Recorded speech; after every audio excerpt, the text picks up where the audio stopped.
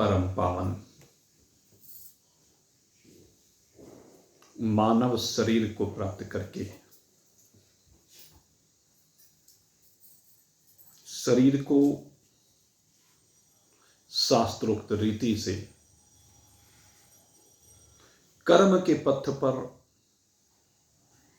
आगे बढ़ाते समस्त सज्जन वृंद, पूर्व में आपके सन्मुख श्रीमद् भगवद गीता के इस सबसे दिव्य श्लोक का प्रारंभ किया गया था। कर्मण्येवाधिकारस्ते मा फलेषु कदाचन। दो मंत्र हैं, इसकी प्रक्रिया को प्रारंभ किया गया,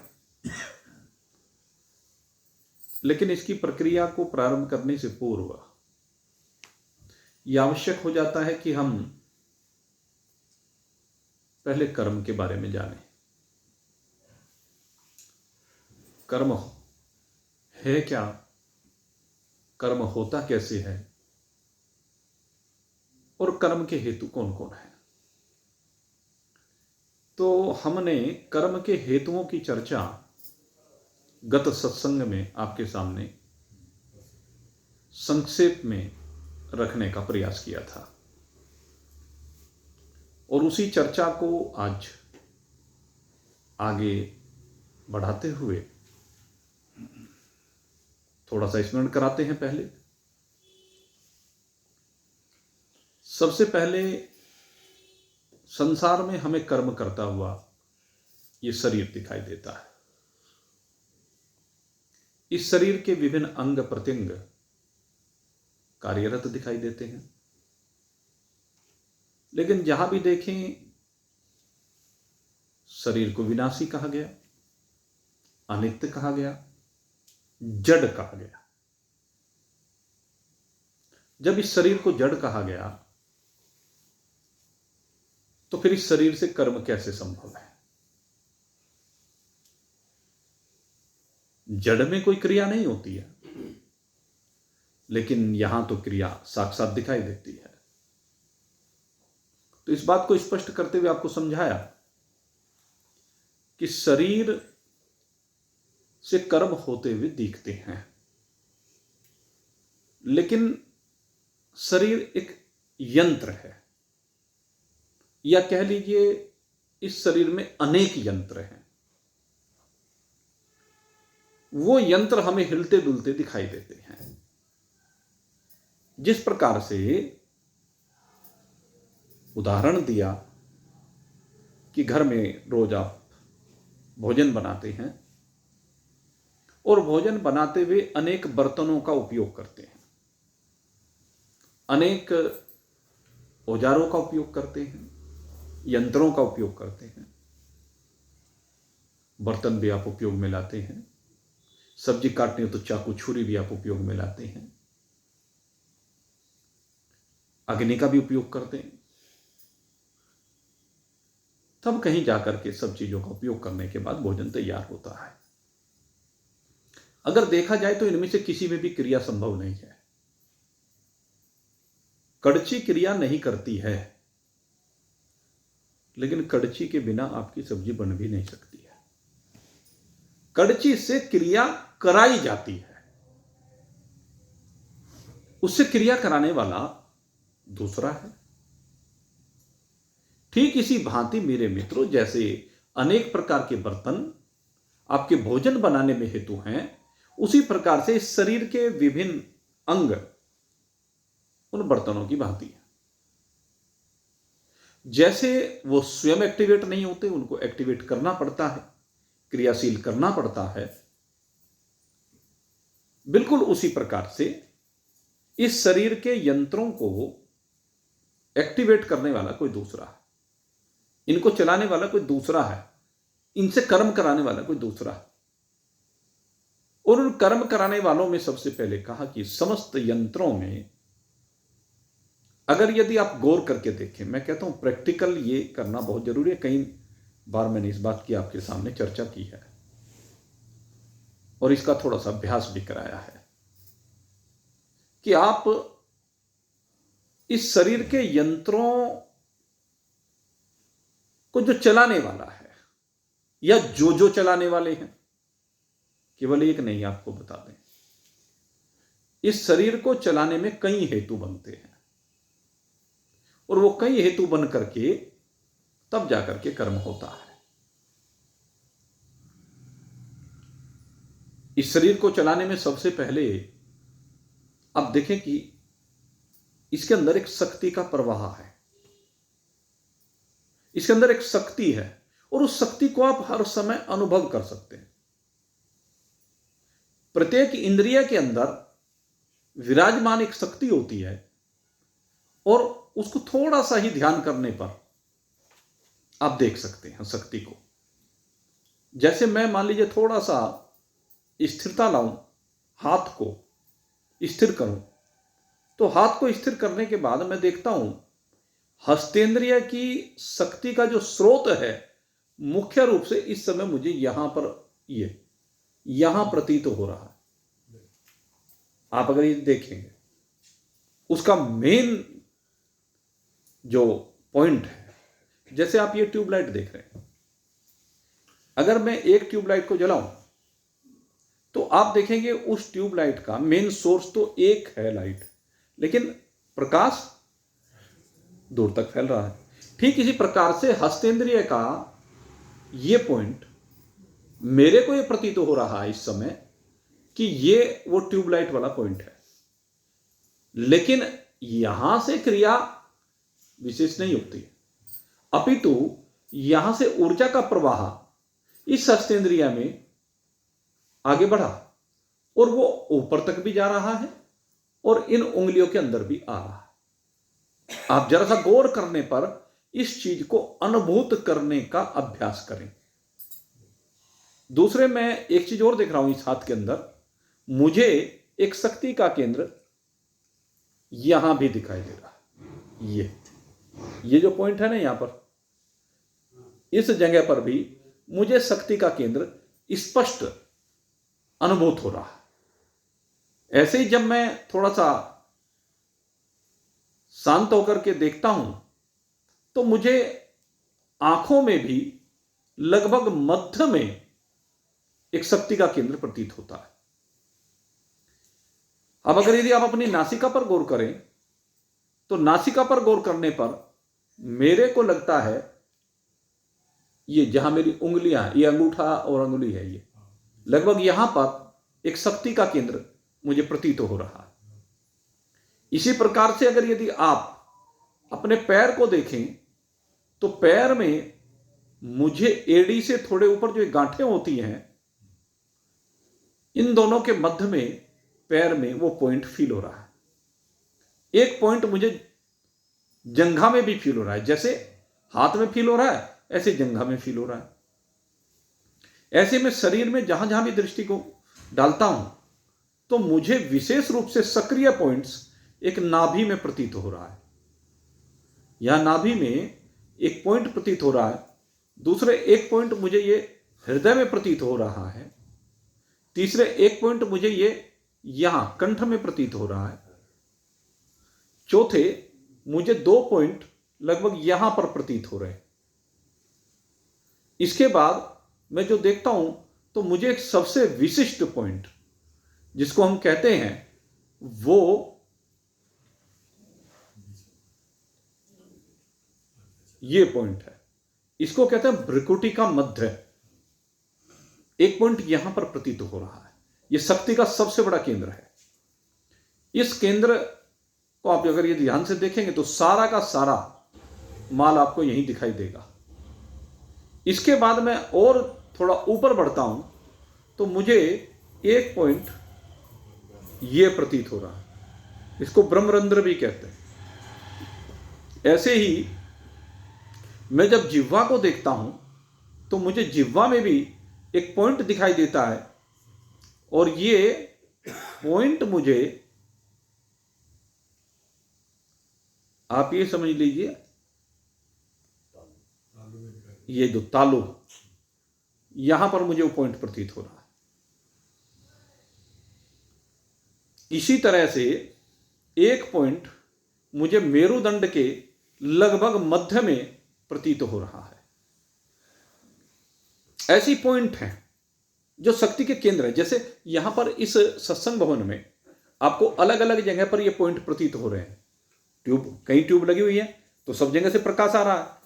तो इसी प्रकार से इस शरीर में बहुत पॉइंट हैं ऐसे, और ये पॉइंट उन पॉइंट से अलग कह लीजिए या उन पॉइंटों के साथ जुड़े हुए कह लीजिए, जो हमारे योग दर्शन में आते हैं, या योगी लोग जो हमारे बंधों के बारे में बताते हैं, चक्रों के बारे में बताते हैं, वो जहां जहां चक्र है वहां तो है ही पॉइंट।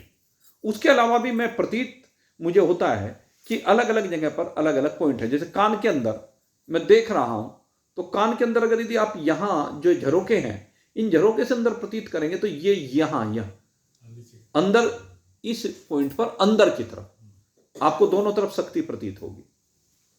तो ये इंद्रियों के भी पॉइंट है।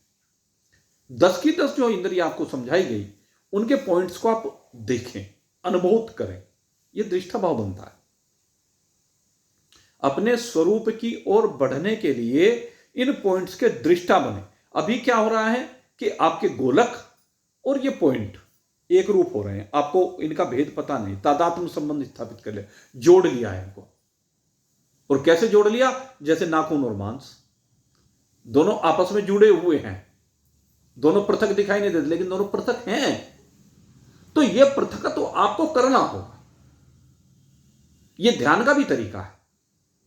एक एक पॉइंट को आप देखें, जो भी ध्यान करने वाले, कराने वाले हैं या करने वाले हैं, वो इसी प्रक्रिया से आगे बढ़ेंगे।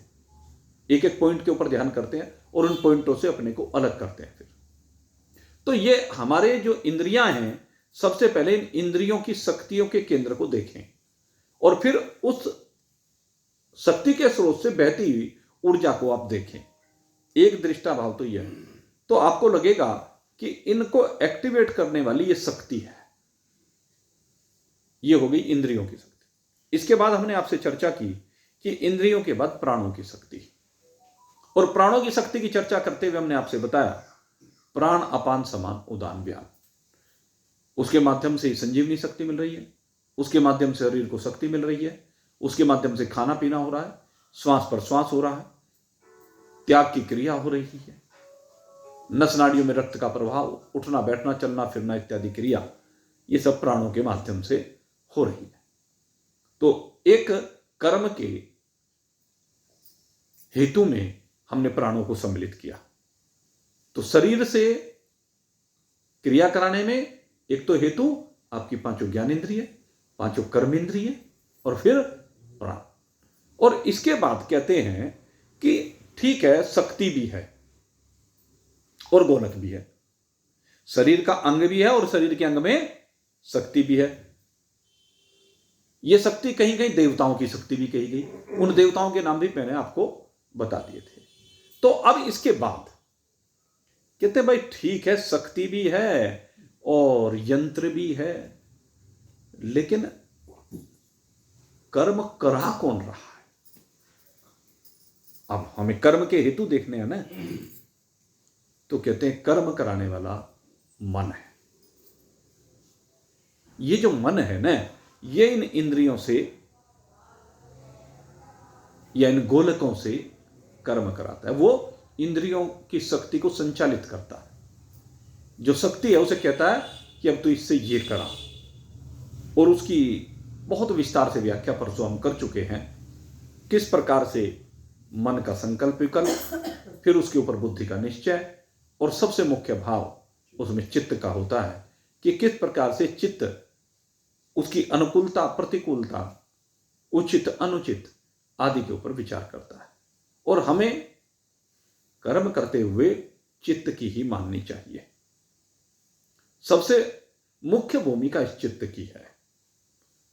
इसके अंदर जो अहंकार हम डाल देते हैं, मैंपना, यह विकार उत्पन्न करता है। हमारे कर्मों में ये जो अहंकार जुड़ जाता है, यह मैंपना उत्पन्न करता है, और मैंपने से संयुक्त जीव बंधन में पड़ जाता है। और अगर यदि चित्त की माने तो निष्पक्ष होगा, उसमें न मैं आएगा बीच में न मेरा आएगा। चित्त आपको मैं और मेरे, तू और तेरे की सीमा से बाहर निकाल करके आपको शास्त्र की बात समझाता है, आपको भगवान की बात समझाता है। लेकिन अहंकार जो ये है, ये मैंपना उत्पन्न कर देता है, जिसके कारण ये मेरा, ये तेरा। धृतराष्ट्र के अंदर यही तो उत्पन्न किया, ये मेरे पुत्र, ये मेरे भाई के पुत्र, बस यही गड़बड़ हो गई। और यही कारण बना महाभारत का विनाश का, और सब घरों में यही विनाश का कारण है। आप किसी भी घर में देख लीजिए, हर घर में झगड़े की जड़ ये है,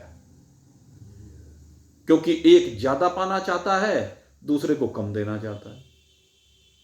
बस सबसे बड़ी समस्या ये है। अगर कहीं पर 2 भाई हों, 4 भाई हों, 6 भाई हों, अब तो भाई ही नहीं रहे, ऐसी बीमारी हो गई। ना भाई रहे, ना बहनें रही, ना चाचा रहे, ना ताऊ रहे, ना मामा रहे, ना फूफा रहे। रिश्ते नाते आने वाले 20-30 साल के बाद खत्म प्राय होते जा रहे हैं। आगे तो ये कह रहे हैं अनअकल है, जिनके अंदर अकल नहीं है वे हैं अंकल, उसी को कहते हैं अनअकल। संधि विच्छेद कर लीजिए तो उसको कहते हैं अंकल, है? तो वो ही है, पता नहीं, सब एक ही बेड़ा चल रही है। खैर, विषय क्या है? जब हम मैं और मेरे, तू और तेरे के भाव से संयुक्त होते हैं, तो उसी समय हम कर्तव्य पथ से च्युत हो जाते हैं, और कर्तव्य पथ से हट करके स्वार्थ के पथ पर हम आगे बढ़ जाते हैं, और उसमें किसी के साथ न्याय करते हैं, किसी के साथ अन्याय करते हैं। वैसे न्याय किसी के साथ नहीं होता। धृतराष्ट्र न्याय नहीं कर पाया, भीष्म पितामह न्याय नहीं कर पाए, इसी कारण महाभारत का युद्ध हुआ। अगर यदि न्याय कर देते तो महाभारत क्यों होता? तरीके से, भाई बीच में ना बोले, देखो कौन बोल रहे हैं, ये गड़बड़ होती है ऐसे बोलने से। न्याय ना कर पाने के कारण से हम अपने कर्मों के साथ न्याय नहीं कर पा रहे, और यह न्याय करना बहुत जरूरी है। अगर हम न्याय नहीं करेंगे तो समझ लीजिए ये मनुष्य शरीर का मिलना व्यर्थ चला गया। मैं और मेरे का तादात्म्य संबंध जोड़ करके हम न्याय से विमुख हो गए, जबकि भगवान ने जो ये मनुष्य शरीर इस जीव को प्रदान किया है, कहते हैं ये ऐसा दिव्य शरीर प्रदान किया है कि इसमें जिस दिन से तेरी यात्रा प्रारंभ हुई और जब तक तेरी शरीर में यात्रा रहेगी, तब तक तुझे ईमानदारी के साथ कर्म करना है। सीधी सी भावना, कहीं बीच में गड़बड़ नहीं करनी, ईमानदारी होनी चाहिए तेरे अंदर।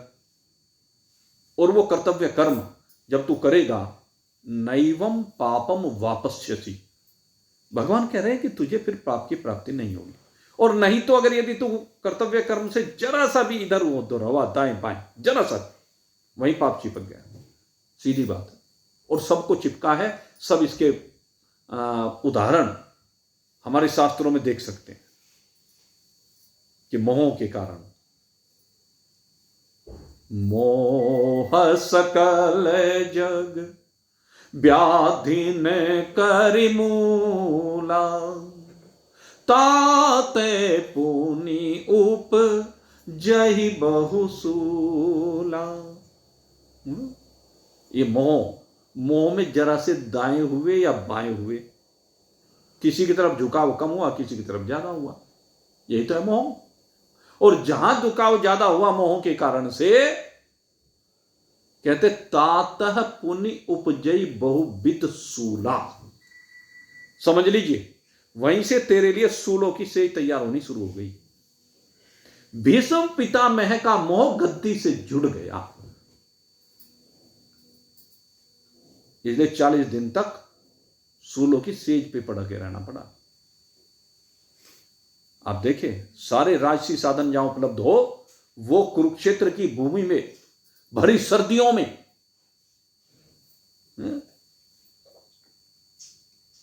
क्या था?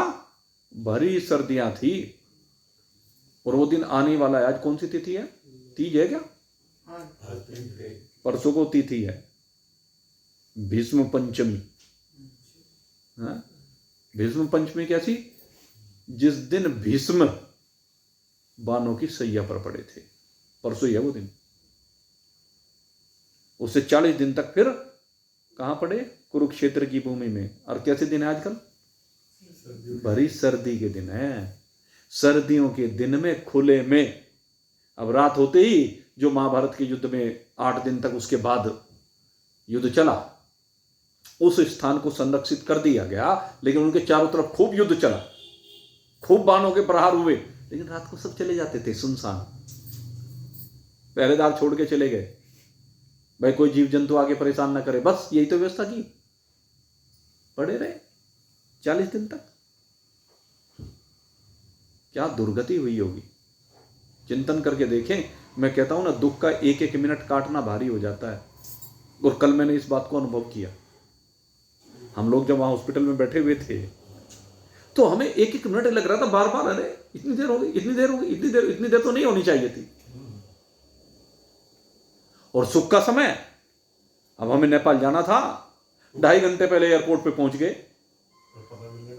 और सारे सत्संगी साथी वहां उसमें बैठ गए प्लेन में। हमारी आवाज लगने लगी, हम भागते भागते बिल्कुल लास्ट स्टेप पे। और हमें पता है, जहां पहली बार हम नेपाल गए थे तो 2 घंटे वहां एयरपोर्ट पे बैठे रहे थे, 2.5 घंटे पहले ही जाके, आध घंटे में काम निपट गया था। अब की बार 2.5 घंटे में काम नहीं निपटा। वो जो रास्ता था वो ऐसा लगा पता नहीं कितने मील का रास्ता हो गया।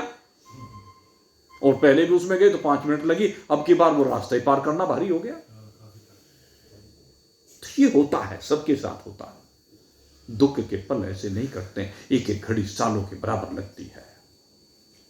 ये कहता है, अगर यदि तू चाहता है कि तेरे शरीर में सूल नाच बोए जाए, तुझे इस भयंकर कष्ट का सामना ना करना पड़े, तो भाई भीष्म पितामह मत बन, धृतराष्ट्र मत बन। अरे सोच के देख, तेरे जीवन में जो घटनाएं हो रही हैं, तेरे साथ जो अनर्थ हो रहा है, क्यों हो रहा है?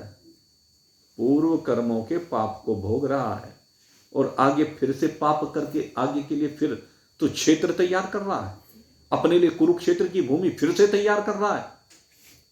इसलिए ऐसा पाप मत करो, इन पापों से बाहर निकलो। और मैं कहता हूं, 2 प्रकार का जीवन ये व्यक्ति जी रहा है। एक सांसारिक सामाजिक जीवन जी रहा है और एक सांसारिक पारिवारिक जीवन जी रहा है। इन दोनों के बीच सामंजस्य बैठाना सीखो।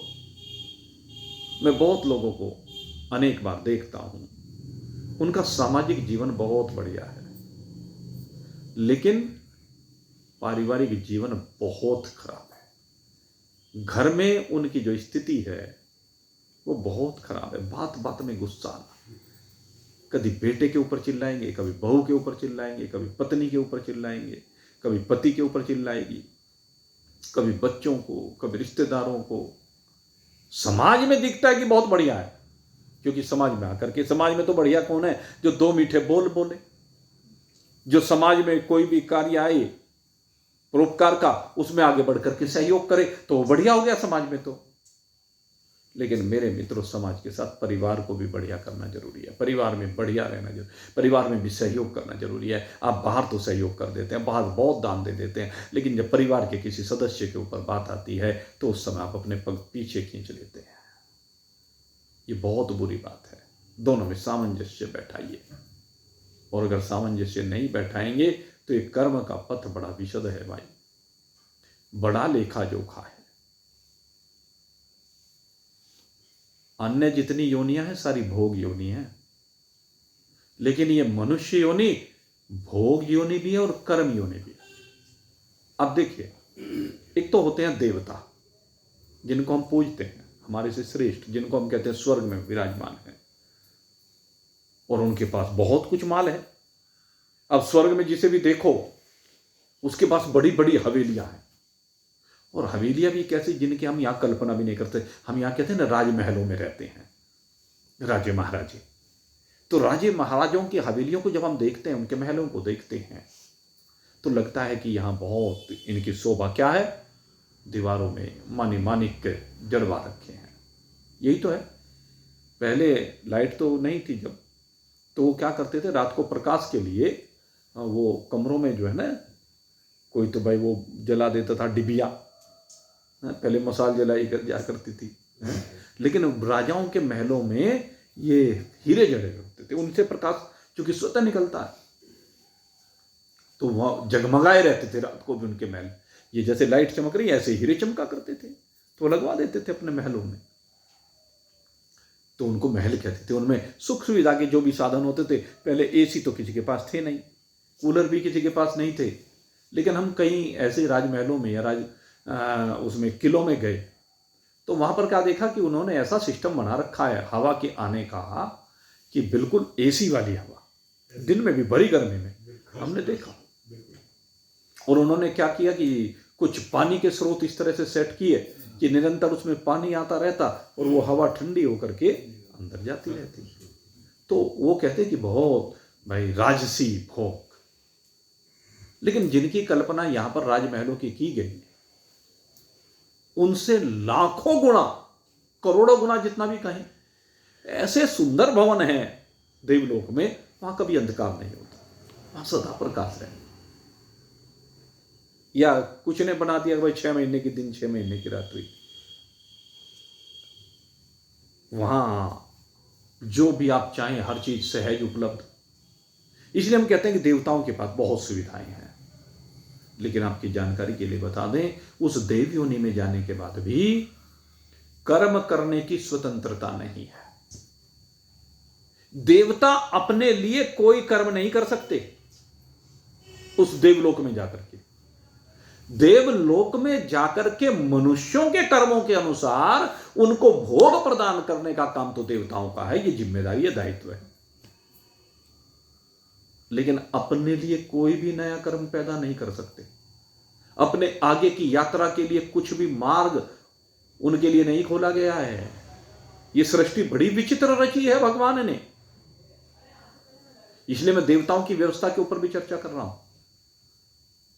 भगवान ने, इस बात को समझ लीजिए, जिन देवताओं को हाथ जोड़ जोड़ करके, जिनके द्वार पर मत्थे रगड़ रगड़ करके, और कलयुग में तो इन देवताओं का प्रभाव बहुत बढ़ गया है, छोटे छोटे देवताओं का, छोटे छोटे ग्रहों को भी पूजने लगे, उस तरीके से ग्रहों को भगवान मानने लगे हैं। यद्यपि वो दैविक शक्तियां, इसमें कोई दो राय नहीं, लेकिन हमने भगवान की जगह उनको ही पूजना शुरू कर दिया। पता नहीं कलयुग में रोज कितने पैदा हो रहे हमारे देखते देखते हैं। पिछले मान लो हमारे से पहले तो हमारे बड़े बुजुर्ग वो भगवान के अलावा किसी को नहीं मानते थे, और जो देवताओं का पूजन होता था या कुछ होता था तो वो एक, जिस समय कर्मकांडी कोई विधान होता था, पंडित जी किया करते थे, तो उसमें उनका पूजन कराते थे। लेकिन उनमें भी भगवान का मेन पूजन होता था, बाकी सब देवी देवताओं ग्रहों के पूजन गौण होते थे। नवग्रहों का पूजन सबसे अंत में होता। लेकिन अब हमारे देखते देखते भाई पता नहीं कितने देवता पैदा हो गए इस कलयुग में, कोई गिनती नहीं। नाम तो खैर मैं किस किस के लूं, रोज नए नए पैदा हो जाते हैं। 2-3 साल से एक बीमारी और शुरू हो गई है। उससे पहले न जाने कितनी बीमारी। और लोगों का वो जो है ना, ये जो खोपड़ी, ये भी परिवर्तनशील है। आज एक के प्रति आस्था है और फिर 2-4-10 बार आ लिए जा लिए, वहां देख लिया व्यवस्था, फिर अरे कुछ नहीं रखा, चलो फिर दूसरे के चक्कर में लग गए। क्योंकि सकाम साधना, सकामता है, इच्छाएं हैं, वासनाएं हैं, तृष्णाएं हैं। इसलिए एक दरवाजे से दूसरे दरवाजे पर खूब जा जाके मत्थे रगड़ते हैं, भंडारे करते हैं। चलो ये काम तो बहुत बढ़िया है, कहीं भी जाके भंडारा करो, बहुत लोगों को, गरीब लोगों को भोजन मिल जाता है, बहुत लोगों को वहां जाके रोजगार मिल जाता है, इसमें कोई बुराई नहीं। लेकिन हम तो यही कहते हैं भाई, उपासना कीजिए तो भगवान की कीजिए। देवों का पूजन करना ठीक है, जिसको भोग चाहिए वो देवों का पूजन करे, क्योंकि देवों के पास क्या है कि नंदन वन है। आपके जीवन में अगर सौंदर्य लाना है लौकिक रूप से, जो आपके घर को चमकाना है, सजाना है, संवारना है, तो थोड़ा सा नंदनवन से कुछ माल ला करके वो आपको दे देंगे, या कल्प वृक्ष से कुछ फल तोड़ करके ला करके आपको दे देंगे, लो भाई। कुबेर के खजाने में से थोड़ा सा माल निकाल के आपको लाके दे देंगे। ये काम तो भगवान ने विधान किया, ब्रह्मा जी ने जो सृष्टि बनाते हुए विधान किया, उसी विधान के अनुसार ये आपको कुछ भोग सामग्रियां आपके कर्म के कारण उपलब्ध करा देंगे, क्योंकि भगवान ने उनके पास स्टॉक में रखा है। वो स्टोर कीपर है। कौन है देवता? स्टोर कीपर, उसकी देखभाल करने वाले। भगवान ने कहा कि जो कोई व्यक्ति ये फलाना कर्म करे तो इस कर्म के बदले में इनके घर में जाके 10 लाख रुपए दे आना, फलाने घर में 20 लाख दे आना, कर्म के परिणाम स्वरूप। तो वो कर्म किसका हुआ? मनुष्य का, देवता का नहीं। देवता ने जो जाकर के माल दिया वो तो डाकिया की तरह संदेशवाहक है। पत्र किसी का, जाना किसी के पास, तो माध्यम डाकिया बन गया, इसी माध्यम देवता बन गए।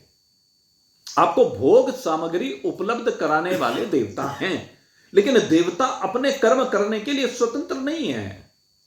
देवताओं ने मनुष्य शरीर में रहते हुए जो कर्म किए हैं, उन कर्मों के अनुसार ही उनको देव शरीर मिला है, और उस देव शरीर में उनको सुविधाएं मिली हैं।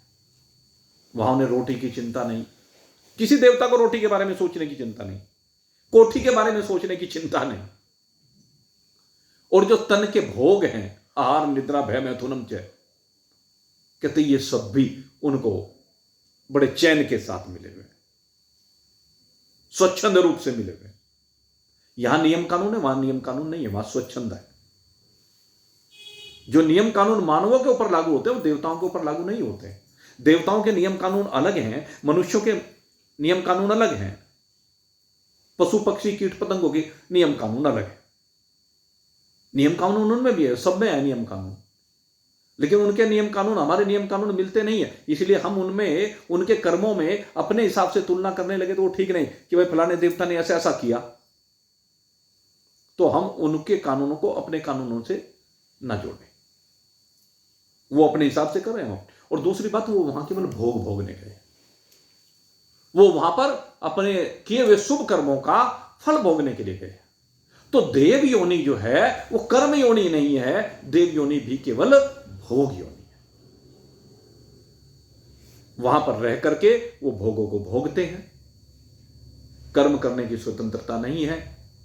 तो एक तो ये बात हुई देवताओं के बारे में। अब दूसरी बात हम करते हैं कीट पतंगों के बारे में, जो निकृष्ट योनियां हैं, निम्न योनियां हैं, नीचे की योनियां हैं।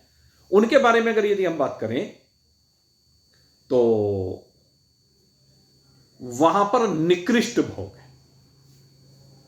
स्वर्ग में श्रेष्ठ भोग हैं, अच्छे भोग हैं, रूप है, सौंदर्य है, मिष्ठान है, पकवान है, वैभव है, श्री है, हर चीज।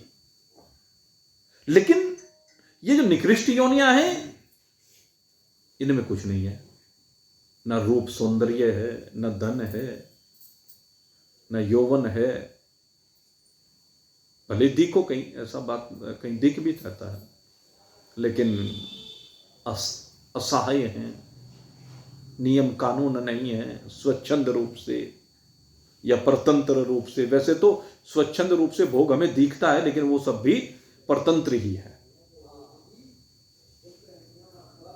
कीट पतंग, जलचर, नभचर, थलचर, जितने भी ये प्राणी अनेक रूप में दिखते हैं, ये सारी भी भोग योनियां हैं, जहां अपने पाप कर्मों का भोग करने के लिए जीव आता है।